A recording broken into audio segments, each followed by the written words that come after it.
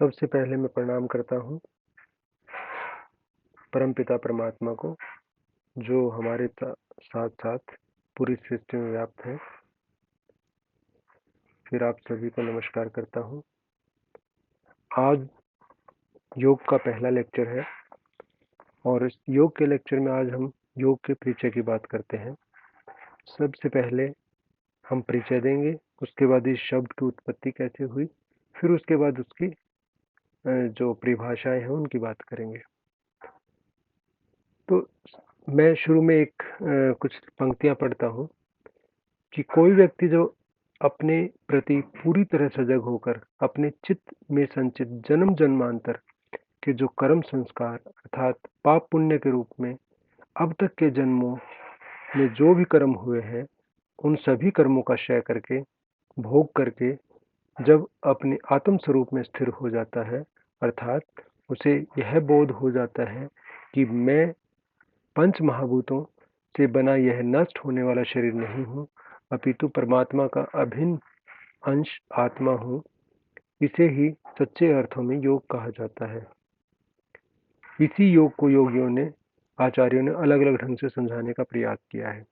अब इसको मैं थोड़ा एक्सप्लेन कर देता हूँ कि जब एक इंसान अपने लिए जब अलर्ट हो जाता है, जब अपने ऊपर ध्यान देता है, अपने ऊपर मीन्स अपने शरीर के ऊपर नहीं, अपने सेल्फ के ऊपर, अपने अंतर्मन के ऊपर जब ध्यान देता है, तो क्या होता है, जो उसके जन्म जन्मांतर के जब कर्म होते हैं, तो वो कर्मों का प्रभाव उसके चित्त पर या मन पर पड़ता जाता है और वो संस्कार इकट्ठे होते चले जाते हैं।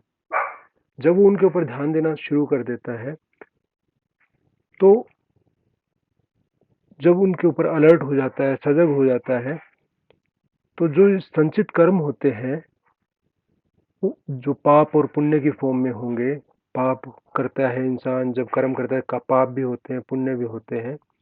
तो अब तक के जो कर्मों के अंदर जितने भी उसने जन्म पाए हैं, उन जन्मों में जो भी कर्म किए हैं, उन सभी कर्मों का क्षय कर देता है, उसको खत्म कर देता है, उनको भोग लेता है, पुण्य का फल भी भोग लेता है, पाप का फल भी भोग लेता है। और जब अपने आप में, अपने स्वरूप में स्थिर हो जाता है, सेल्फ रियलाइजेशन की जब हम बात करते हैं, अपने आप को पाने की जब हम बात करते हैं, ये मैंने सबसे शुरू में ही कहा, जो परमात्मा हम सब में व्याप्त है, तो परमात्मा हम सब में व्याप्त है। तो जब वो अपने आत्म रूप में स्थिर हो जाता है, तो उसे बोध हो जाता है कि मैं पंच महाभूतों से बना यह शरीर नहीं हूँ। इंसान जब तक ये समझता है कि मैं ये शरीर हूँ, ये शरीर को जब मैं मानता है, तब तक वह परमात्मा से परिचित नहीं होता।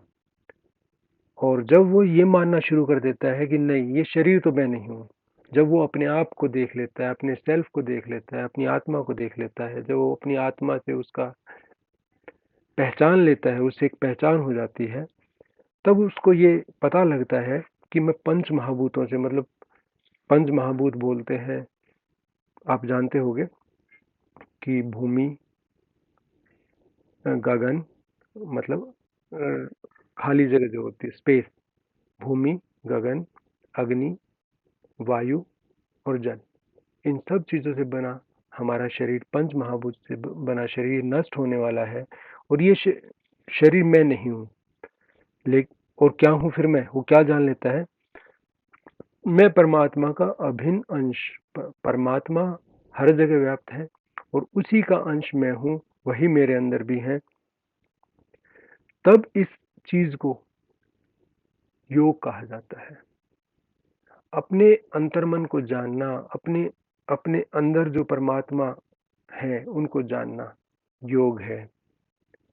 और जैसे आध्यात्म की बात करते हैं, आध्यात्म का अर्थ जब मैं लगाऊं, तो आध्यात्म का मतलब होता है अपना अध्ययन करना।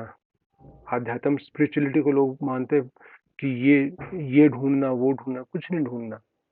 आध्यात्म का अर्थ है अपना अध्ययन, अपने आत्म का अध्ययन करना, दैट इज आध्यात्म। तो उस उस तरीके से भी हम बात करें तो योग को हम इसी तरीके से एक्सप्लेन कर सकते हैं कि योग है अपना अध्ययन करना, अपने बारे में जानना। और अपने बारे में क्या जानना कि मैं ये शरीर नहीं हूँ, मैं परमात्मा का अंश हूँ और मेरे अंदर ही परमात्मा व्याप्त है। इसी को योग कहा गया और अलग अलग आचार्यों ने अलग अलग तरीके से उसको समझाने की कोशिश की है। अब ये जो वर्ड है ये कैसे बना, ये योग जो शब्द है वो कैसे बना है? तो संस्कृत में युज धातु आती है जिसका अर्थ होता है जोड़ना।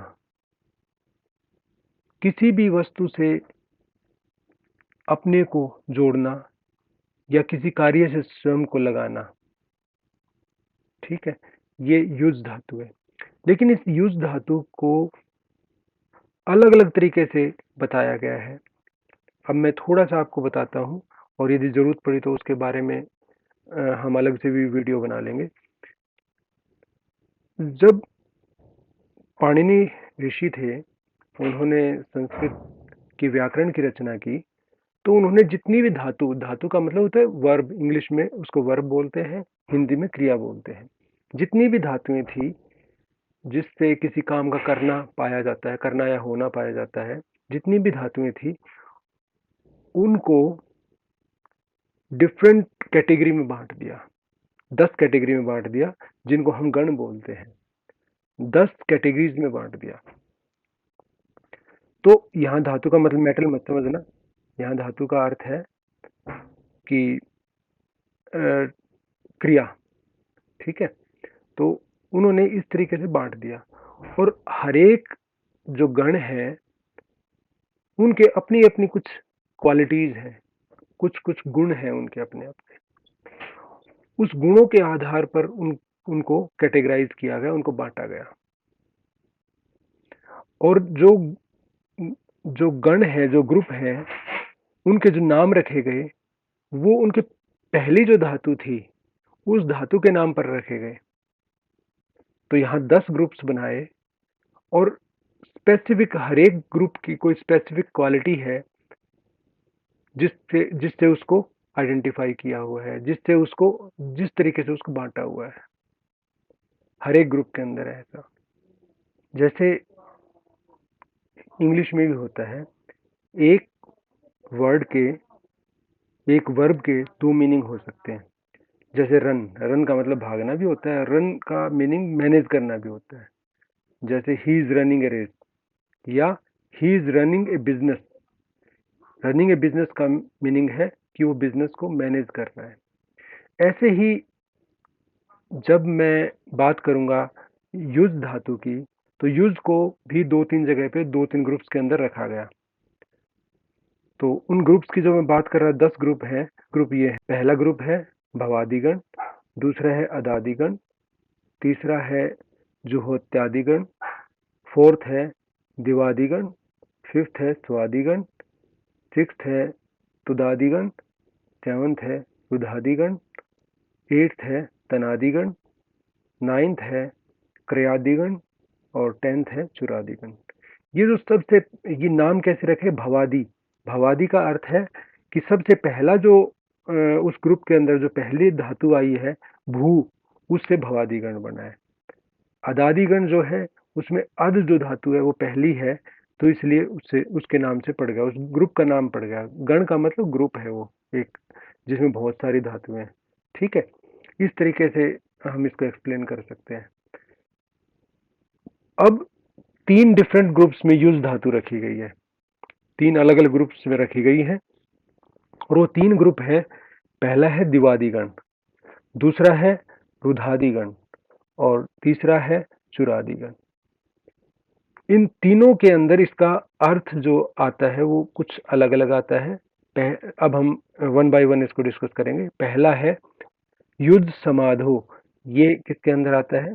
दिवादिगण के अंदर। युद्ध समाधो का मतलब, युद्ध समाधो का मतलब उस गण के अंदर युद्ध का मतलब समाधि से है, युद्ध समाधो, ठीक है।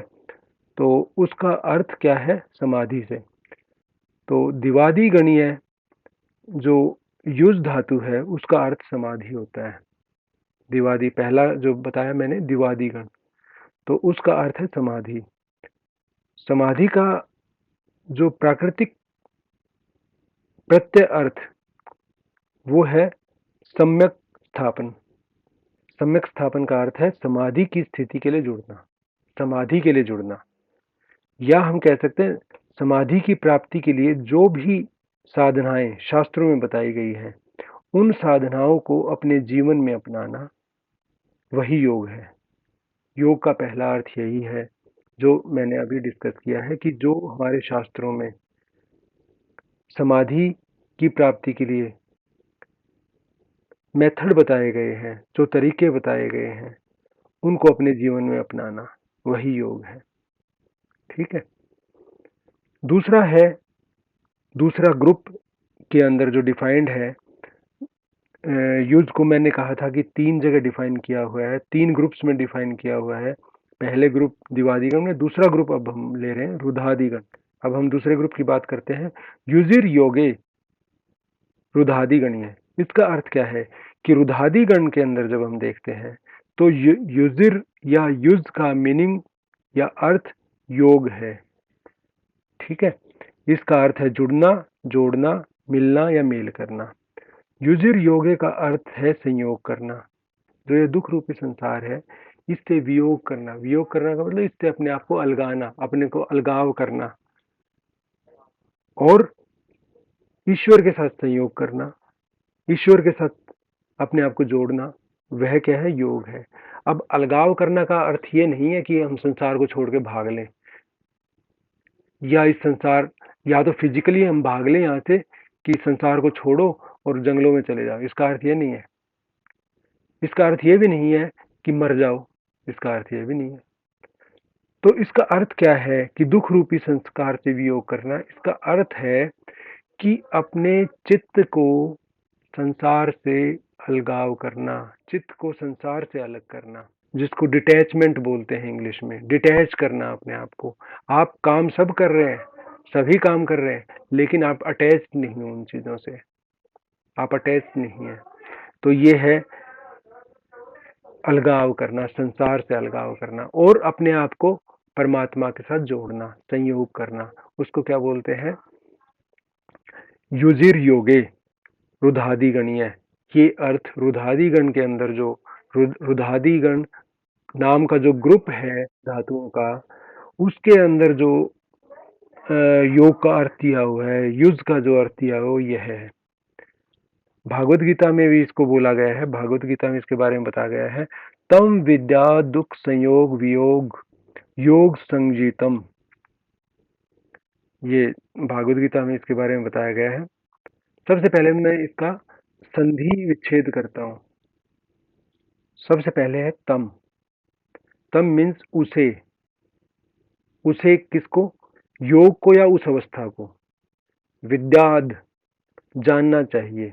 विद्या धातु से बना है, ज्ञान का बोधक है। उसके बाद है दुख। दुख को आप जानते हो, शारीरिक या मानसिक या आध्यात्मिक पीड़ा। उसके बाद है संयोग, मिलन या संयोग। दुख के साथ का संबंध इसमें दिखाया गया है। उसके बाद है वियोग। वियोग का अर्थ है अलगाव, दुख से मुक्ति या दुख से अलग होना। उसके बाद है योग। योग का अर्थ है एकता, संयोग या आध्यात्मिक अभ्यास। उसके बाद संजीतम, कहा जाता है या इसको ये नाम दिया गया है। इस प्रकार से इसका अर्थ है। तो अब जब मैं इसको अच्छे से पूरा का एक्सप्लेन करता हूँ, तो ये श्लोक संभवतः योग और समन्वयवादी दर्शन जैसे योग दर्शन या अन्य भारतीय दर्शन शास्त्र से संबंधित हो सकता है, जहां योग को दुख से मुक्ति का मार्ग माना गया है। पतंजलि के योग सूत्रों में भी योग को चित्त वृत्ति निरोध, मन की वृत्तियों का निरोध के रूप में परिभाषित किया गया है, जो अंततः दुख से मुक्ति दिलाता है। ये आगे एक्सप्लेन आगे फिर करेंगे। उसके बाद क्या है? दुख संयोग। जीवन में दुख का संयोग स्वाभाविक है, जो अज्ञान, कर्म और प्रकृति के असंतुलन से उत्पन्न होता है। जब हमें अज्ञान है तो उसके कारण दुख का संयोग होता है। हम दुखी क्यों होते हैं? कोई और हमें दुखी नहीं करता, हम अपने अज्ञान के कारण दुखी होते हैं। वैदिक और यौगिक दर्शन में दुख के 3 प्रकारों में विभाजित किया जाता है। आध्यात्मिक, आत्मा से संबंधित दुख, अधिभौतिक का अर्थ है शारीरिक दुख, और अधिदैविक का अर्थ है प्राकृतिक या दैवीय। वियोग क्या है? योग का उद्देश्य इस दुख से वियोग या अलगाव प्राप्त करना है। योग का अर्थ क्या है? जो हम जिन दुखों की हमने बात की है उनसे अलगाव प्राप्त करना, उनसे अपने आप को अलगाना, अलग करना, डिटैच करना, इंग्लिश में बोले तो डिटैच करना। यह वियोग केवल शारीरिक और मानसिक स्तर पर नहीं, बल्कि आत्मा की मूल प्रकृति को पहचानने, उससे जुड़ने से जुड़ा हुआ है, उसमें निहित है। पतंजलि के अनुसार यह केवल कैवल्य की अवस्था है। जब आप कैवल्य या मोक्ष को प्राप्त करते हैं तब इस स्थिति में पहुंचते हैं, पतंजलि ऋषि ने भी बोला है। उसके बाद है जो ये प्रक्रिया ऊपर बताई गई है उसको योग कहा जाता है, जो एक संपूर्ण अभ्यास है जिसमें ध्यान, प्राणायाम, आसन, ज्ञान, इन सभी को शामिल किया गया है। ये जो शब्द है ये योग, ये युद्ध धातु से बना है, जिसका अर्थ है जोड़ना या एक करना। यह दुख से मुक्ति और आत्मा और परमात्मा के मिलन को इस चीज का संकेत देते हैं। अभ्यास की बात करते हैं तो इस श्लोक के अनुसार योग का अभ्यास दुख के कारणों जैसे अविद्या, अस्मिता, राग, द्वेष, अभिनिवेश, इन सब को पहचानने और उनसे मुक्ति पाने के लिए किया जाता है। योग का अभ्यास क्यों करते हैं? हमारे जो दुख के कारण है, राग, द्वेष, अविद्या, क्रोध वगैरह, इन सब चीजों को पहचानना और उनसे मुक्ति पाना, इसलिए किया जाता है। पतंजलि के जो अष्टांग योग हैं, यम, नियम, आसन, प्राणायाम, प्रत्याहार, धारणा, ध्यान, समाधि, ये भी इस दिशा में एक कदम है जो आपको दुख से अलगाते हैं, दुखों से अलग करते हैं। दुख हमारी अंदर की प्रतीति है, हमारे अंदर की अवस्था है। दुख बाहरी चीजों से नहीं मिलता, दुख हमारे अंदर ही आता है। कोई एक स्थिति ऐसी हो सकती है जिसमें एक आदमी दुखी ना हो, दूसरा दुखी है। इसका अर्थ यह है कि दुख कहीं बाहर से नहीं आ रहा, दुख हमारे अंदर ही पैदा होता है। हम बोल तो देते हैं कि उसने हमें ऐसा बोल दिया इसलिए हम दुखी हैं, उसने मुझे गंदा बोल दिया इसलिए मैं दुखी हूँ, लेकिन स्टिल चॉइस हमारे पास है कि हम दुखी होते हैं नहीं होते। तो योग हमें ये ताकत देता है कि हम उन सभी दुखों से अपने आप को अलग रख पाए। जब मैं इन चीजों का अभ्यास करता हूँ तो जब दुख से वियोग होता है तो व्यक्ति शांति और सुख और आत्म साक्षात्कार, जिसको सेल्फ रियलाइजेशन बोलते हैं, उस अवस्था में पहुंचता है, और जो योग का अंतिम लक्ष्य है। अपने आप को ही जब पहचान गया कि मैं क्या हूँ, मैं कौन हूँ, और मैं का अर्थ कौन है, मैं मीन्स आत्मा, परमात्मा। यदि हम अपने आप को ही पहचान गए तो यही योग का अंतिम लक्ष्य है। अंतिम लक्ष्य है आनंद को प्राप्त करना, और आनंद को तब प्राप्त कर सकते हैं जब हम अपने आप में स्थिर हो जाएं, अपना जो ओरिजिनल मैं है उसको पहचान ले, उसके अंदर स्थिर हो जाए। ये श्लोक जो अभी बोला गया ये दर्शाता है कि योग केवल शारीरिक व्यायाम नहीं है, बल्कि एक गहन आध्यात्मिक प्रक्रिया है। यह दुख के संयोग को तोड़कर वियोग की अवस्था में ले जाता है, जो वैराग्य और ज्ञान के माध्यम से संभव है। भागवत गीता में भी श्री कृष्ण अर्जुन को योग के माध्यम से कर्म बंधन से मुक्ति का मार्ग सुझाते हैं, जो इस विचार से मेल खाता है। तो इस श्लोक का अर्थ है कि योग को उस प्रक्रिया के रूप में समझना चाहिए जो दुख के साथ के संयोग को समाप्त कर वियोग या मुक्ति, वियोग का अर्थ होता है, शाब्दिक अर्थ है मुक्ति, प्रदान करता है। यह श्लोक योग के उद्देश्य दुख से मुक्ति और आत्मिक शांति, योग का उद्देश्य क्या है? दुख से मुक्ति और आत्मिक शांति, इसको स्पष्ट करता है। और अभ्यासी जो आप लोग हो, जो योग के अभ्यासी हैं, उसको इस दिशा में प्रयास करने की प्रेरणा देता है। ठीक है, अब हम योग शब्द के या युद्ध शब्द के तीसरे अर्थ की तरफ चलते हैं, और वह है युद्ध संयमने चुरादि गणीय। इसका अर्थ है चुर आदि जो गण है, जिसमें चुर धातु पहली है, वो जो ग्रुप है उसके अंदर युद्ध संयमने, इसका अर्थ है कि युद्ध का अर्थ है संयम। युद्ध का अर्थ संयम बताया गया है यहाँ। पहले में युद्ध का अर्थ समाधि बताया गया था, दूसरे में युद्ध का अर्थ योग बताया गया था, तीसरे में युद्ध का अर्थ संयम बताया गया है। तो संयम अर्थात मन का संयम या मन का नियमन, मन को संयम करना, मन को कंट्रोल करना। युद्ध संयमन का अर्थ है मन का नियमन करना, और वही उसको योग कहा गया है। मन को संयम करना योग है, और मन को नियंत्रित करने की जो विद्या है वही योग है। योग साधनाओं को अपनाते हुए मन को नियंत्रित कर, संयमित कर, आत्मा का परमात्मा से मिलना ही योग है। इसमें यह बताया गया है कि आप मन का नियमन करें, मन का संयम रखें, और यह किस तरीके से संभव है? यह संभव है योग के द्वारा। योग में बहुत से विधियां बताई गई हैं, जिसमें से अष्टांग योग आप जानते ही हैं। अष्टांग योग के बारे में जानते हैं, आगे भी पढ़ेंगे, हम सुना होगा अभी थोड़ा बहुत, आगे हम डिटेल में पढ़ेंगे इसको। तो बहुत सारी जो चीजें बताई गई हैं उसके अंदर क्या है, उन चीजों का प्रयोग करके, उन चीजों को यूज करके हम संयम में लाते हैं अपने मन को, अपने चित्त को, और वही योग है।